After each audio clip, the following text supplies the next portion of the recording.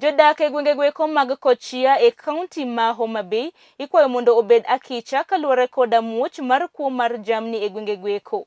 Maendi en kwayo mogol koda jalup chief ma Kowili Sub-location e Kochia mong'ere kaka migosi Tiko Olik. Kanoloso koda od fwambo mar Lolwe, migosi Olik owacho ni achije moko osebedo katiyo koda nyamburko mar probox e kwalo jamni motwe e pap. Wach mabende omiyo ojiwo oganda makono obed akicha kendo gi report poni gineno jogoeko mabende ok giyango e gwengegoeko. Maendi e kaka migosi Olik ne loso ewi wach makamano.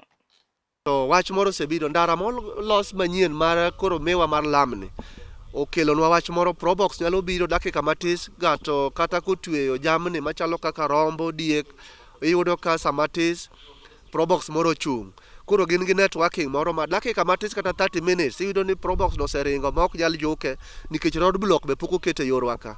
Koro mano e insecurity bobironwa mar Kuo Mar Jamni matindo ma barabara manyien okelo. Machon ne onge nikech ka gari matin nobiro to nitiere kuonde monyalo slow down minyal geng'ne. To sani nikech road block onge, ka gari odonjo lamni to within 1 hour to en gari mosechopo Kisumu.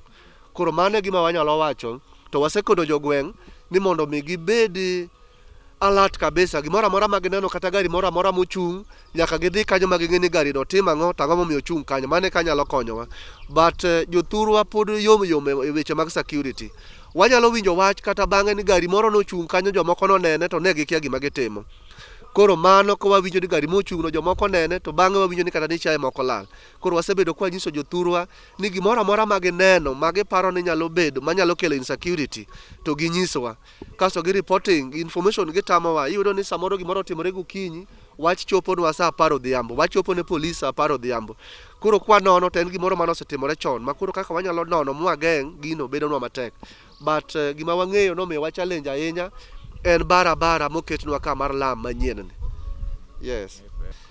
Gima nyalo wacho mogik en ni ok wan marach ahinya kata wach security mwawacho kata mar kuono kata ni en area wani kende. En gima omako nyaka Kagan, omako Kanyada, omako Karachuonyo. But ok wanyalo wacho ni en gima nyalo dhi mbele nikech lam. Koro wakwayo ni jothurwa nyaka bed jok makonyowa. Security ok en marwa nikech kopo nanyalo bedo nanyalo rito kata mana dala achiel to an arito area maduong' kendo arito kata mier mang'eny, to nyaka wakonyre, ng'ato ka ng'ato nyaka kuong ket security mare owuon ma nyaka oriti kapok sirkal omiye security.